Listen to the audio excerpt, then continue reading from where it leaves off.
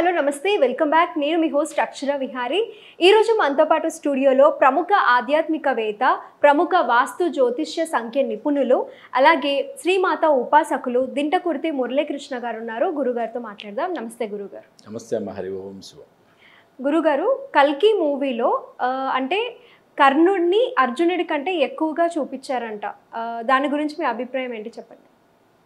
కర్ణుడిని అర్జునుడి కన్నా ఎక్కువగా చూపించటం ఓకే. అంటే కొన్ని క్యారెక్టర్స్ని ఎప్పటి నుంచో, అంటే చాలా పాతకాలం నుంచి 1970s నుంచి 80s నుంచి కూడా ఆ పక్షాన్ని ఈ పక్షాన్ని ఎలివేట్ చేయడం అనేది ఎప్పుడు ఉంటుంది ఓకే. ఎప్పుడు కూడా ఇప్పుడు కురుక్షేత్ర సంగ్రామం జరిగినప్పుడు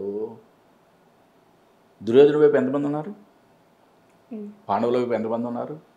అంటే ధర్మాన్ని సపోర్ట్ చేశారా అధర్మాన్ని సపోర్ట్ చేశారా కాదు, కానీ ఇప్పుడు దుర్యోధన వైపు చాలా ఎక్కువ మంది ఉన్నారు కదా బలం. అంటే అట్లా వాళ్ళలో లక్షణాలు నచ్చి సపోర్ట్ చేసేవాళ్ళు ఉంటారు ఓకే. దాన్ని ఎవరు కొట్టుపడేయట్లేదు. అసలు ఈ సినిమా ఇంత కాంట్రవర్సీ అవడానికి మెయిన్ ఇంపార్టెంట్ రీజన్ ఏంటి అని చూస్తే, ఇవి ఇతిహాసాలు, అంటే మన యొక్క హైందవ సంస్కృతి యొక్క హిస్టరీ. ఇవి మైథాలజీ కాదు, ఏదో జరిగి ఉండొచ్చు అని చెప్పుకోవటానికి. అంటే గురుగారు రకరకాల యూట్యూబ్ ఛానల్స్లో చాలా కాంట్రవర్సీ క్రియేట్ చేసి మాట్లాడుతున్నారు. అంటే ఇతిహాసాల గురించి టాపిక్స్ తీసుకొని మాట్లాడుతున్నారు. అది ఎంతవరకు కరెక్ట్ అంటారు? ఎస్, ఇప్పుడు దాని గురించి నేను ఎక్స్ప్లెయిన్ చేస్తాను తల్లి. ఇప్పుడు మనకి ఇతిహాసాలు అంటే రామాయణము, భారతము, ఇవన్నీ కూడా మనం ఇతిహాసాలు చాలా గొప్పగా వాటిని చూసుకుంటాం. అంటే అవి భగవంతుడు ఆయన యొక్క జీవన విధానం ఏ విధంగా ధర్మ రక్షణ కోసం పాటుపడ్డాడు అనేది మనకి చాలా పిక్చర్, చాలా క్లియర్గా మనకి ఆ ఇతిహాసాల్లో చెప్పబడింది. అంటే అవి మనకి ఎంతో పూజ్యనీయమైన గ్రంథాలు. ఇక్కడ వ్యాస భగవానుని చేత విరచితమైన మహాభారతాన్ని ఎవరైతే చదివారో, ఎవరైతే దాని నుంచి విశ్లేషణ చేశారో మహానుభావులు ఓకే, సామవేదం షణ్ముఖ శర్మ గారు కానీ ఓకే, చాగంటి కోటేశ్వర కానీ, ఇట్లాంటి వాళ్ళు మహానుభావులకు వాళ్ళు చేసే ఆ ప్రవచనాలను విని ఓకే, దాని నుంచి ఇన్స్పైర్ అయ్యి సినిమాని తీస్తే చాలా అద్భుతంగా ఉంటుంది. ఫస్ట్ ఆఫ్ ఆల్ ఒకటి, ఇతిహాసాలని పూర్తిగా క్షుణ్ణంగా చదవకుండా ఓకే, దాని మీద పూర్తి అవగాహన లేకుండా ఏదో సీనియర్ ఎన్టీ రామారావు గారు కర్ణుడిని చాలా బాగా చూపించారు, దహన వీర సూరకర్ణ అని, కాబట్టి కర్ణుడిని మేము చూపిస్తాం. లేకపోతే ఇంకో సినిమాలో రావణాసురుడిని చాలా గొప్పగా చూపించాడు ఆయన, కైలాసానికి అదిపేట్టుగా, కాబట్టి ఆయన గొప్పగా చెప్పుకుంటాం అంటే కరెక్ట్ కాదు ఓకే. ఎందుకు అంటే సినిమాని సినిమాగానే చూడాలి అని మాలాంటి వాళ్ళు చెప్తాం, కానీ అలా జరగదు కదా. అలా జరగదు. అలాంటి జరగనప్పుడు ఆ సినిమా యొక్క ప్రభావం ఈ యొక్క జనరేషన్ మీద చాలా ఉంటుంది. కాబట్టి ఆ డైరెక్టర్ తీసే సినిమా చాలా ఇంపార్టెంట్గా ఎంతో కేర్ తీసుకొని ఎంతో దాని మీద స్టడీ చేసి చేయాలి ఓకే. 100% ఏ దర్శక నిర్మాతలైనా సరే దాని మీద స్టడీ చేయకుండా ఇతిహాసాల జోలికి ఎవ్వరు వెళ్ళరు, నేను దాన్ని ఏకీభవిస్తా. బట్ ఇక్కడ సినిమాలో వాళ్ళైతే క్లియర్గా ఏమి కర్ణుడి యొక్క క్యారెక్టర్ని ఎలివేట్ చేశారు ఓకే. అర్జునుడి యొక్క క్యారెక్టర్ కొంచెం తక్కువ, కృష్ణ యొక్క క్యారెక్టర్ కొంచెం తక్కువ చూపించడం జరిగింది. అంటే కర్ణుడి యొక్క క్యారెక్టర్ ఎలివేట్ చేశారంటే మనం చూసే వాళ్ళకి ఎలా ఉంటుంది, ప్రభాస్ అనే ఒక సూపర్ స్టార్ని చూసేటప్పుడు ఓకే, ప్రభాస్ని కర్ణుడి రూపంలో చూసినప్పుడు ఓకే, అంటే కర్ణుడు చాలా గొప్పోడు అనే ఒక ఇంప్రెషన్ పడిపోద్ది కదా. కాబట్టి ఏంటంటే ఆ ఇంప్రెషన్ పడకుండా జాగ్రత్తగా ఇతిహాసాలని ఫాలో అవుతూ ఏం జరిగింది అనేది తెలుసుకొని సినిమాలు తీస్తే చాలా బాగుంటుంది. మరి సార్ నిజంగా కర్ణుడు గొప్పడా అర్జునుడు గొప్పడా? కురుక్షేత్రానికన్నా ముందే అర్జునుడి చేతిలో 2 సార్లు సావు దెబ్బలు తిన్నాడు కర్ణుడు. ఎన్నో నేర్చుకున్నాడు, అన్ని దొంగజాటుగా విద్యలన్నీ, ఎన్నో అస్త్రాలు వచ్చినాయి, అన్నీ శాపగ్రస్తమే. భగవంతుడు ఎందుకు ఇస్తాడు ఇటువంటి దుస్థితి? నీ యొక్క ప్రారంధ కర్మలు అవ్వచ్చు, నీ యొక్క ఆలోచన విధానం అంటే సంచిత కర్మలు అవ్వచ్చు కదా. అవును. కుట్రలు కుళ్ళు కుతంత్రం అంతా నిండి ఉన్నవాడు కర్ణుడు అని భారతంలో చాలా క్లియర్గా చెప్పబడింది. ఎవరిని ప్రేరేపించాడు? దుర్యోధనుడిని విపరీతంగా ప్రేరేపించేవాడు చచ్చు పనులు పుచ్చు పనులు చేయడానికి. అయ్యో. ఓకే. మరి జోదంలో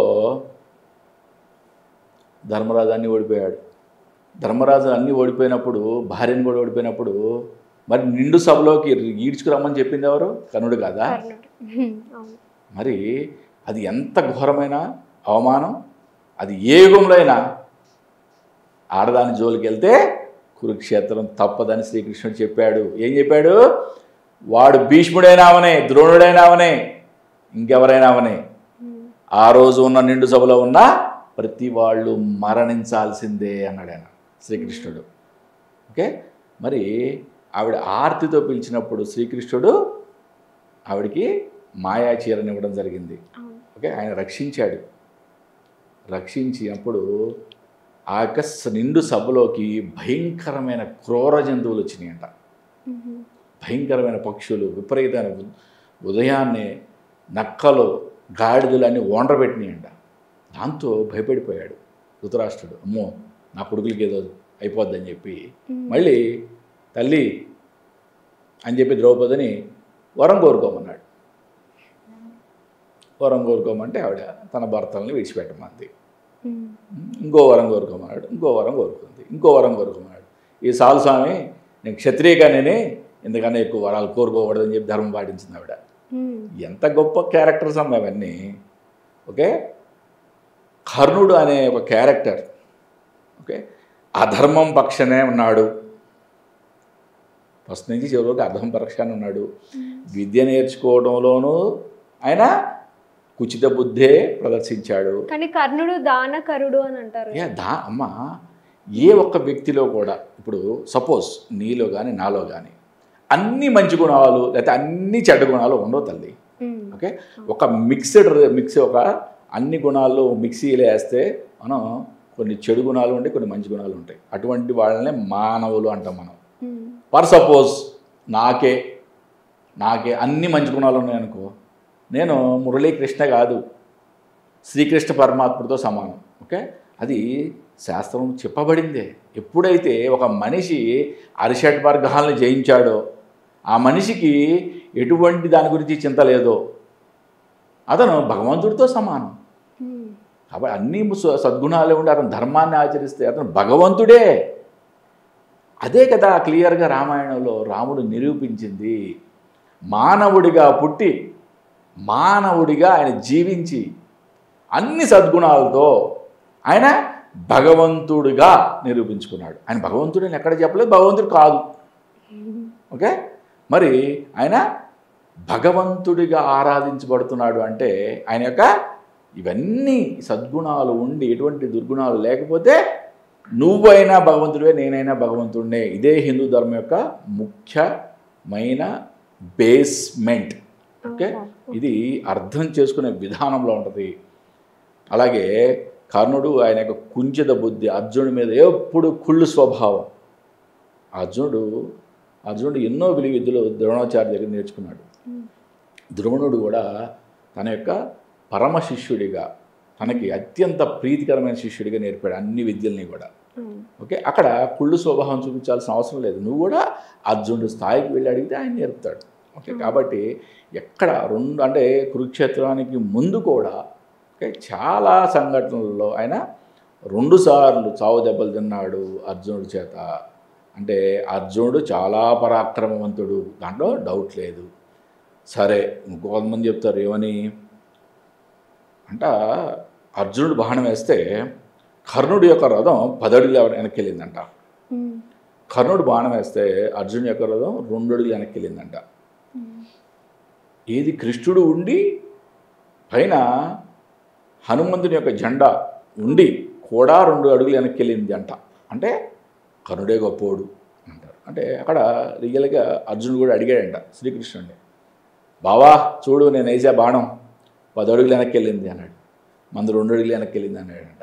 కృష్ణుడు చెప్పాడంట, పిచ్చోడా నేను కూర్చొని ఉండంగా, ఓకే, పైన హనుమంతుని యొక్క జెండా ఉండంగా 2 అడుగులు కలిపాడు అంటే గొప్ప విషయం, దాన్ని ఆలోచించు అన్నాడు. అంటే అతను ఎప్పటికప్పుడు శ్రీకృష్ణుడు తనలో అర్జునుడిలో ఎటువంటి మాయ కలగకుండా చాలా ఒక ధర్మ మార్గంలో నడిపాడు. కాబట్టే కురుక్షేత్రంలో విజయం సాధించారు. ఒకటి, యథో ధర్మ తతో కృష్ణ, యథో కృష్ణ తతో జయ. ఎక్కడ ధర్మం ఉంటే అక్కడ కృష్ణుడు ఉంటాడు, ఎక్కడ కృష్ణుడు ఉంటే అక్కడ జయం జరుగుద్ది. ఇంకా దీనికి మించి ఇంకొక వాక్యం లేదు కదా. అంటే మరి కృష్ణుడు అర్జునుడు పక్కన ఉన్నాడు కాబట్టి అర్జునుడు జయం కలుగుద్ది, దాంట్లో తప్పు. ధర్మం అక్కడ ఉంటేనే కృష్ణుడు ఉంటాడు. అంటే కర్ణుడి దగ్గర లేడు అంటే కర్ణుడి దగ్గర ధర్మం లేదు. దీనికి అసలు ఆలోచించాల్సిన విషయం లేదు, దీని గురించి మనం చర్చించుకోవాల్సిన విషయం లేదు. కానీ సినిమా పరంగా వచ్చేటప్పటికి ఒక సూచన ఏంటంటే సినిమాని సినిమాగానే చూడాలి, ఓకే. అంతేగాని కోడిగుడ్డు మీద ఏకలు పీకినట్టుగా ప్రతి విషయంలో మనం చర్చించుకోవాలంటే కనుక మనకి ప్రతి దాంట్లో కూడా మనకి ఏదో ఒక విమర్శనాత్మక ధోరణి మనకి ఉంటుంది. కాబట్టి సినిమాని సినిమాగానే చూడాలి. కానీ తీసే దర్శక నిర్మాతలు కూడా ఇతిహాసాలు జోలికి వెళ్ళేటప్పుడు చాలా పెద్ద పెద్ద పండితుల్ని సంప్రదించి రియల్గా మూలాలను తెలుసుకొని ఇటువంటి సినిమాలు చేస్తే బాగుంటుందని నా ఉద్దేశం.